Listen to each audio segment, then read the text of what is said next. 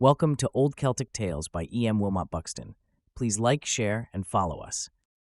Old Celtic Tales. The Quest of the Seven Champions. Part 1. The Seven Champions of Arthur. These stories were told in old days to British boys and girls as they sat round the fireside and heard the wind outside skirling among the wild Welsh hills.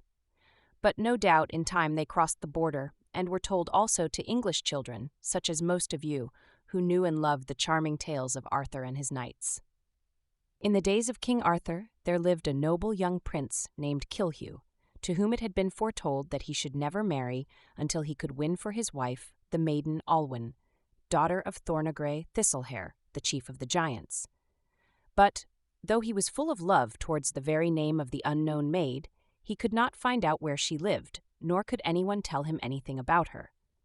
He was not cast down, however, but set off upon his steed of dappled grey to seek help from his kinsman Arthur. A fine sight he was indeed as he rode along on his prancing horse. His bridle was made of golden chains, his saddle-cloth of fine purple, from the corners of which hung 4 golden apples of great value. His slung war-horn was of ivory, his sword of gold, inlaid with a cross that shone like the lightning of heaven. His stirrups also were of pure gold. 2 spears with silver shafts were in his hand, and 2 beautiful greyhounds wearing collars set with rubies sprang before him like 2 sea-swallows sporting. So lightly did his charger step that the blades of grass did not bend beneath his tread. At length he came to Arthur's castle, and having with much difficulty satisfied the chief of the porters of the gate, a sturdy warrior known as the dusky hero with the mighty grasp, he made his way into Arthur's presence, and told the king his story. "This one boon I crave of thee, O king," he ended, "that thou wilt obtain for me Olwen, the daughter of Thornogre Thistlehair, chief of the giants, to be my bride. I ask it of thee and of all thy valiant knights, for the sake of all the fair ladies who have ever lived in this land." Then Arthur said, "My prince, I have never heard of this maiden, nor of her kindred, but messengers shall at once set forth to seek her, if thou wilt give them time."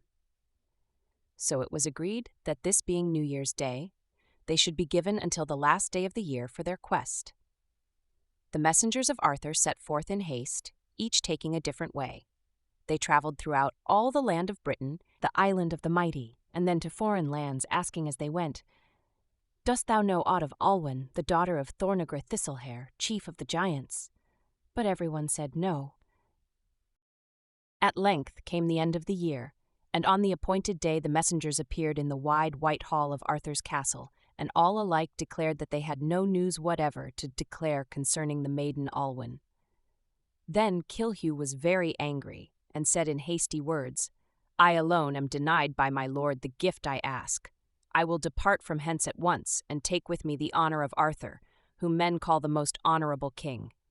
But Kai, one of the knights, reproved him for his angry speech, and offered to go forth with him and any others who would accompany them, saying, "We will not part till we have found the maiden, or till thou art forced to own she is not among those who dwell on this earth." So Arthur chose 6 of his knights to go forth with Prince Kilhugh upon his quest. First came Kai, whose offer had but just been spoken. An excellent spy and sentinel was he, for he could make himself as tall as the tallest tree in the forest, and so scan all the country round. He could hide himself under water, and lie hidden in lake or river for 9 days and nights if need be.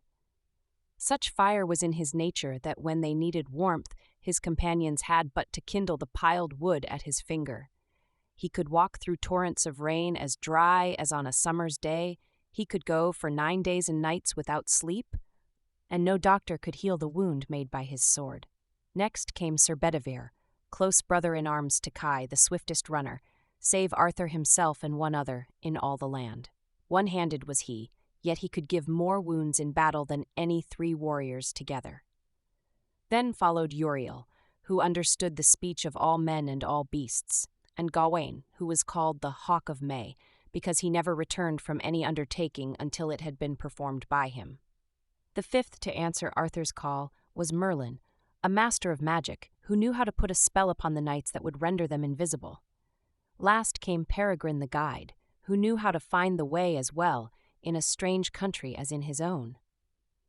"Go forth, O chieftains," said the king, "and follow the prince upon this quest, and great shall be the fame of your adventure." So the 7 champions rode forth through the great gates of the palace, and set out with high hearts to seek for Olwen, daughter of Thornogre Thistlehair, chief of the giants.